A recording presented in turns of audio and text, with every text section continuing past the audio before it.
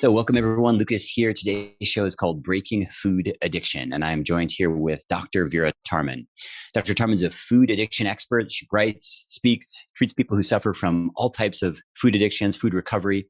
She's the author of a couple of books, Food Junkies, The Truth About Food Addiction, and also Food Junkies, Recovery from Food Addiction.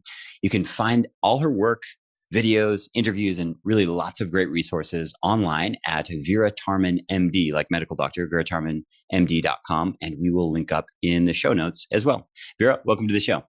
Yes, thank you. I'm delighted to be here to talk about this subject. I always like to start with definitions. And I know we mentioned food addiction, and immediately people say, yes, I'm completely addicted to the raspberry scone at Starbucks or whatever it is.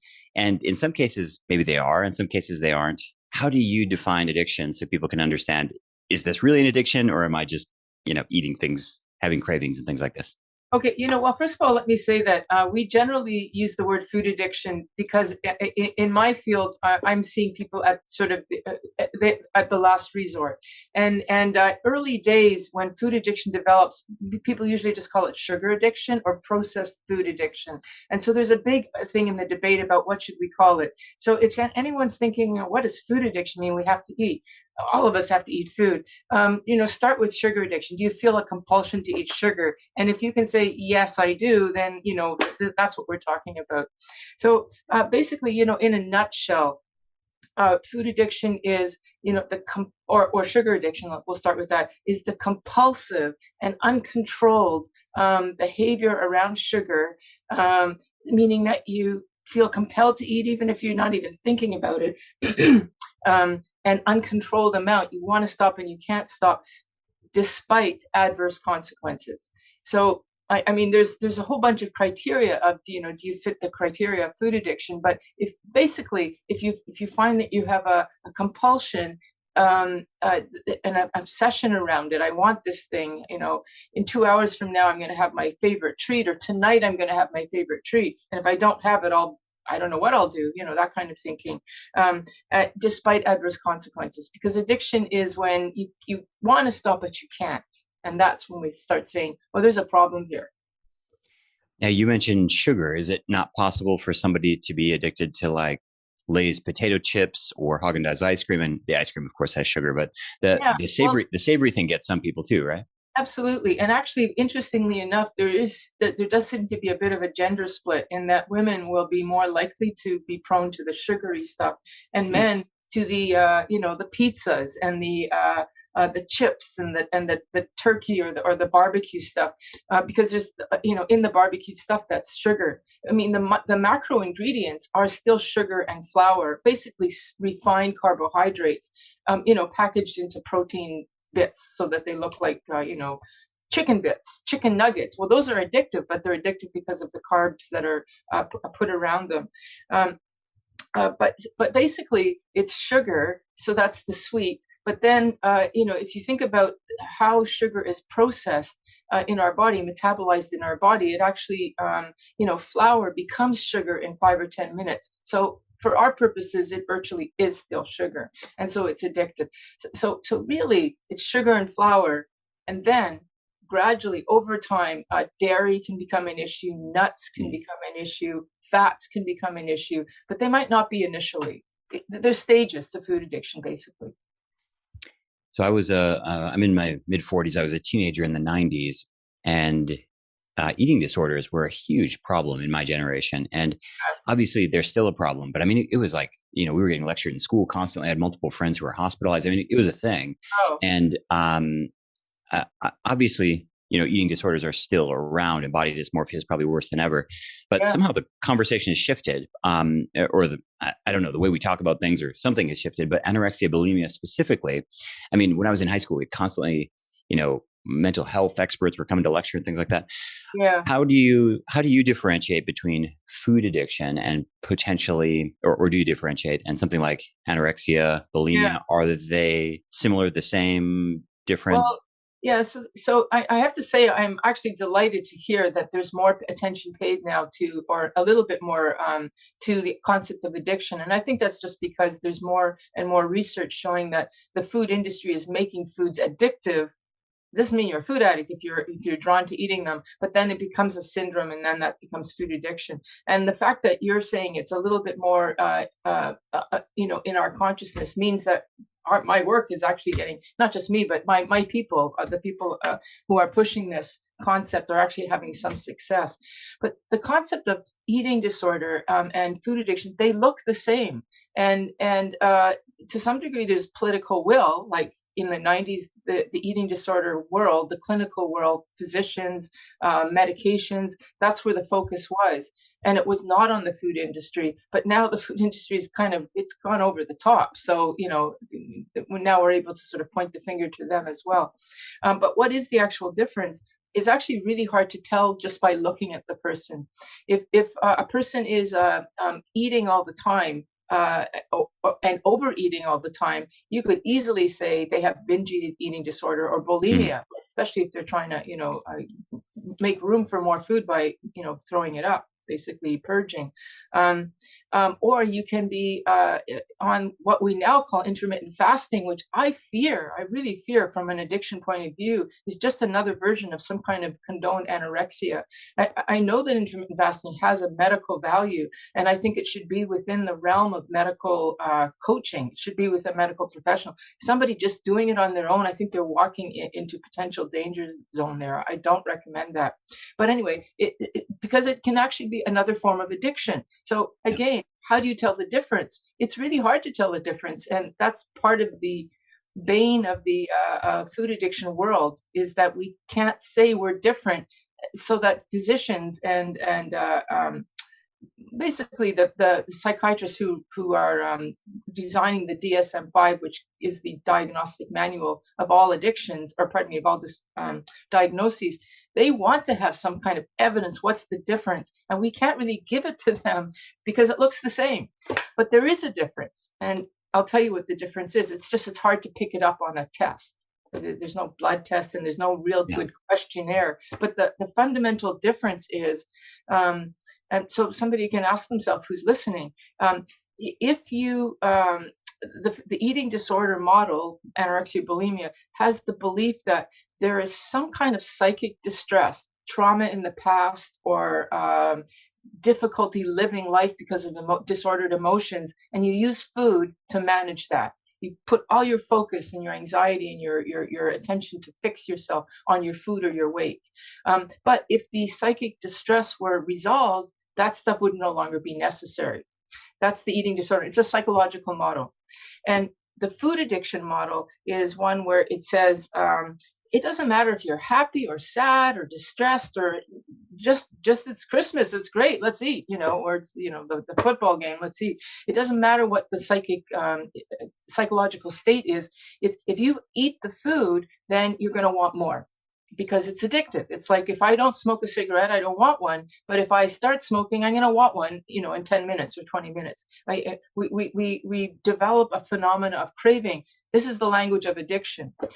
So how do we tell the difference? Well, if you can say, I'm going to go and see my therapist, and then eventually when my overeating can be managed to just eating once in a while, and I can do that, I can have a treat on a Saturday, and that's it, then you're probably in the eating disorder camp. But even if you go to therapy for 30 years and you discover that as long as you don't have the treat, you're okay. But the moment you start having the treat, you just want the rest of it. And then you want some more tomorrow. And if that starts to happen, that's addiction. And it's really, you have to kind of experiment with yourself. So if there's anybody here who's tried everything, any kind of moderation, and they've continued to struggle, you're probably looking at an addiction model. With that in mind, what do you think of the idea of cheat days? A lot of popular diets promote, Saturday, Sunday are free days, or Sundays are free day. What do you think about this idea? That would be the same as if there's any idea. Yeah. If there's any smokers out there, the ones who have really quit, right. Cheat day on a Saturday, no. And similarly, we can even use harder language than that. Anybody, can you imagine a crack addict who finally got clean?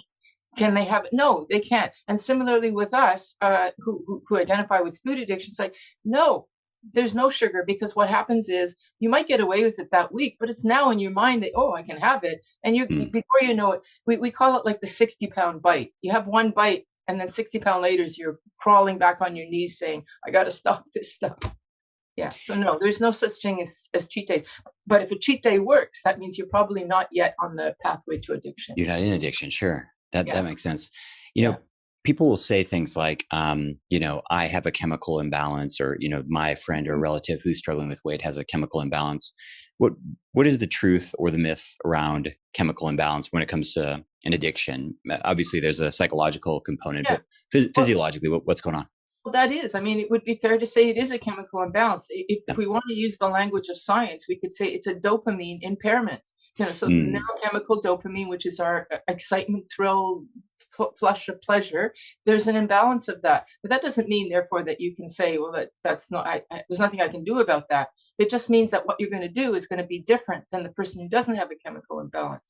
You're not going to want to put more fuel on the fire, because once you've got that chemical imbalance, that's the whole point. It's the chemical in the food, or the sugar, which inspires dopamine, that will then, make that whole craving thing go. So you have to recognize, yes, I do have a.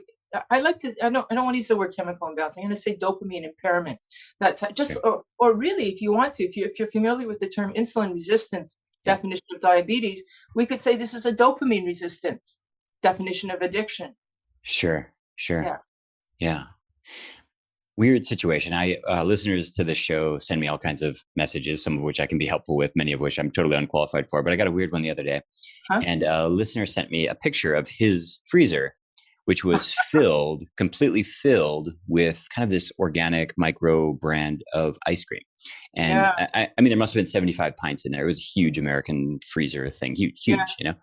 And his message was really interesting. And what he said is, I eat one of these every single night before bed. I've done this for 18 months or something like that. Uh-huh. He's like, I'm not overweight. I don't have any health problems. I've been listening to your show. I'm just wondering, is this a problem? I didn't know what to say. And two questions. One, do you think, how should this listener think about that? And secondly, what about the people for whom food addiction doesn't show up as a weight problem? Because there are people for whom they don't gain weight, Thank you for bringing that up. That's so important, because statistics actually show that, how many normal weight people do we have in our Canadian American population? 1/3 only. By the way, so the obesity is a huge issue, and that, I think, is thanks to food addiction. But definitely in the normal weight population, we've got a lot of people with food addiction who are using fasting, they're using exercise, they're using all sorts of things to maintain their weight. But we actually have a higher level in the underweight population, which could potentially be the anorexics that could have a food addiction more than even the general population. So weight actually is just one symptom, but it's not diagnostic by any means. So thank you for bringing that up. You can be totally normal weight and be struggling, because you're not going to tell people. Food addiction is like the last shame. It's the last shame. It's more shame. There's a little bit of, I don't know if you're going to agree with me, but a little bit of glory to being an alcoholic. There's all sorts of mythology around. Sure. Where is literature, authors? Yeah. Is there that for food addiction where people are eating out of somebody else's garbage? Like, it's so embarrassing. Nobody's going to talk about it. So, it's super shameful. Nobody talks about their eating behaviors until they're finally in recovery and they get used to it. Then they let it go.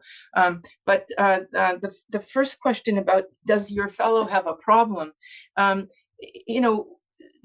In this world of today, we're in the addiction world, we're no longer as cut and dried. I would say 5 years ago, I would have said, yeah, he's got a problem, because but now I would be almost like, well, does he think he has a problem? Is this affecting the rest of his diet? Is it affecting his day? I would wonder if something were to happen, if his fridge broke and it all melted and he couldn't have any that night, how would he feel? If he's got a dependence on it, I'd start to worry about that. But if he's satisfied with that, and it's not causing any trouble, fine, fine. We could make the argument that there's probably some kind of sweetener in there, not sugar, but some kind of artificial sweetener, that's not very healthy. I generally, when I work with people, say that sweeteners are a nice bridge. They're like a harm reduction from eating sugar to non. And, you can be in that bridge for a few years before you get off. It's probably a good idea to get off. Why? Because you're still fostering that need for sweet. and we don't actually need sweet. One of the messages I hope to leave you with today is when you actually get off the sugar, which takes successfully, physiologically, biologically, that dopamine impairment piece, it only takes about, I don't know, a month tops, probably less than 2 weeks, 2 weeks to a month, until your taste buds and everything kind of resort back to where they should be. And you don't need the sweet, because just blueberries is sweet enough. Yeah. Like my Facebook group that I'm hoping people will come to is called "I'm Sweet Enough, Sugar-Free for Life." Yeah. You don't need anything else, because the banana is like, whoa, that's even too sweet. But certainly berries and apples and even carrots and beets and roasted vegetables, they are sweet enough. And I don't need to have that concept of sweet. But this fellow is still keeping that going. So he's still kind of letting that addiction thing, it's not troubling him, like, again, harm reduction, but it's still there. And if he wants to get off that whole craving for wanting a taste of sweet, just get over it in a month and it's done.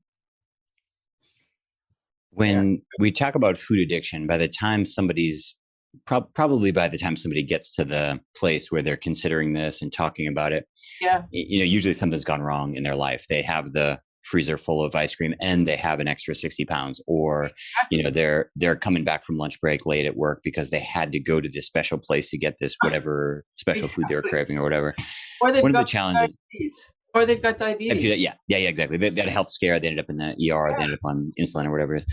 I guess one of the challenges is that when somebody gets to that place, their minimum years, often decades, down a path of taste bud entrainment, kitchen habits, grocery shopping, store routines, family holidays. It's not, so maybe the physiological, psychological addiction in theory can be broken in 30 days. But, just the idea of what you're talking about, roasted vegetables instead of breads and pastas and wheats, right? That's just, it's like a coup d'etat, And so how do you help people think about this, like, realistically? Let's say somebody's, eaten the same way they've eaten all their life. Suddenly it's come to a head. Suddenly they have type 2 diabetes and they're 60 pounds overweight and they're reaching middle age and they realize, sexual dysfunction and endometriosis, all this crazy stuff's happening like it does. And they want to fix it.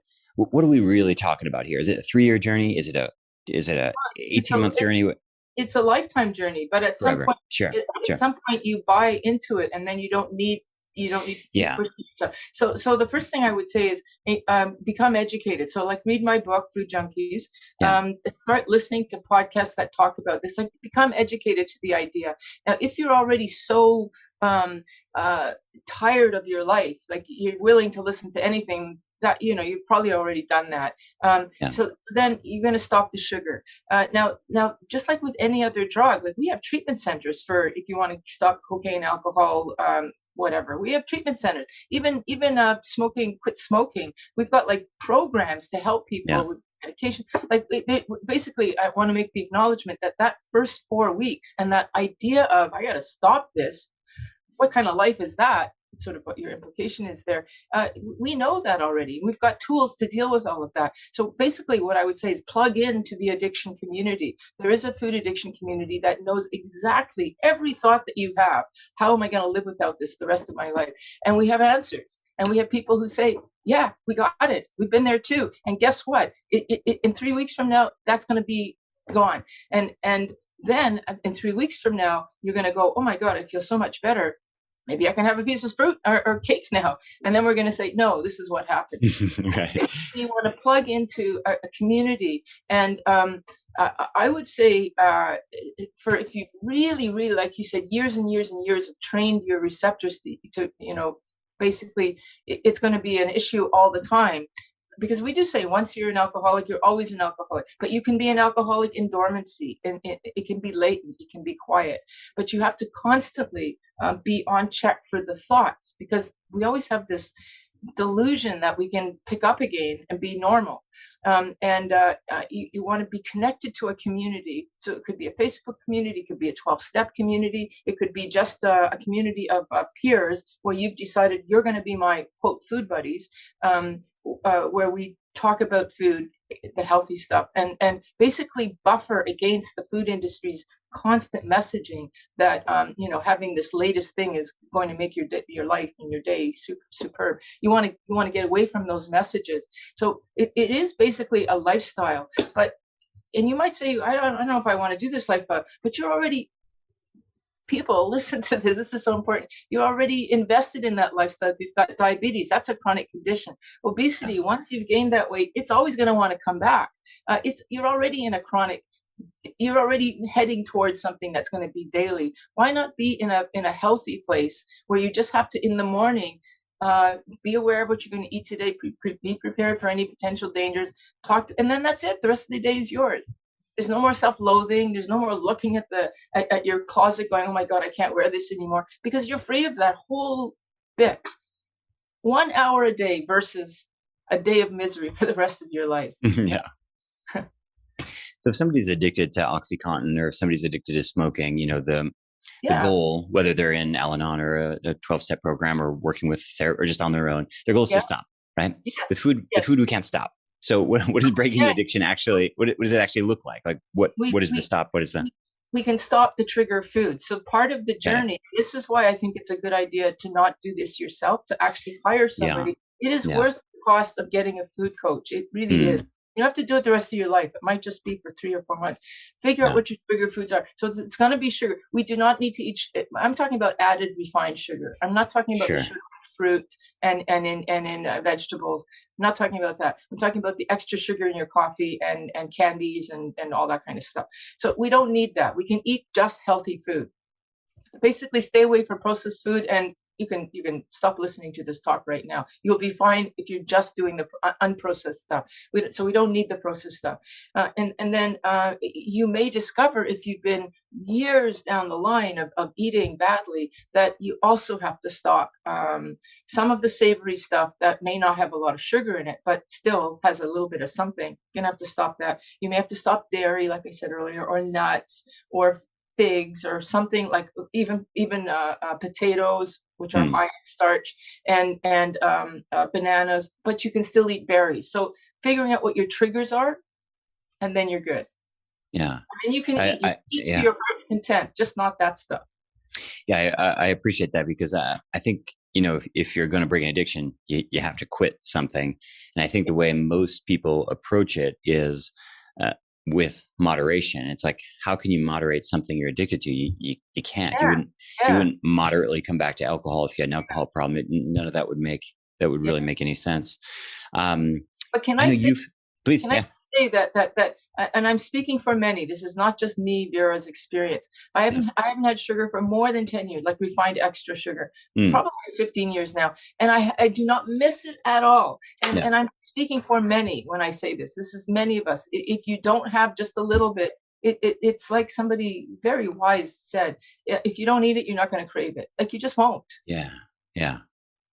I know that you had a story with addiction as well too. So we should have started with that, because I know when it comes to food, people, it's very, very common that people just tune other people out, and they say, "There's this yoga guy. What does he know about food? He's never stayed up late eating Haagen-Dazs or whatever."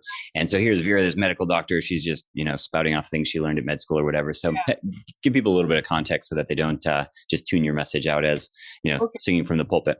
Sure. Well, actually, when I was in med school, or even a little bit before that, I ate like which would have then. I mean, I'm not a child of the 90s. I'm a child of the 70s, and I would have been diagnosed with having a bulimia at that time, because food addiction was not even on the radar then.